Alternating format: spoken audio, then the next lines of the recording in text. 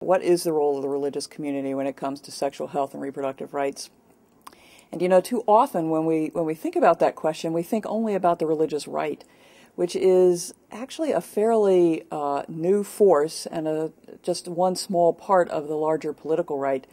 Actually, the religious community for decades has been in the forefront of pushing for gender justice, for sexual and reproductive health and justice. The religious community was in the forefront of pushing for AIDS awareness.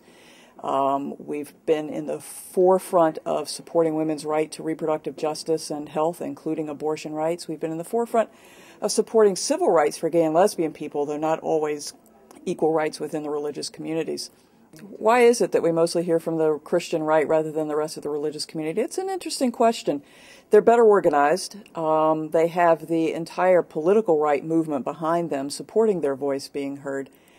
And it's also, I found over the 20 years that I've been doing this, it's very difficult to get the press to understand that the religious community is by and large progressive. They like to make a distinction between godless feminists and religious anti-choice, anti-sexuality folks. The fact that it's a false distinction doesn't seem to get in the way of their making it all the time. It's an easy categorization that we have to speak up more often and more forcefully to fight.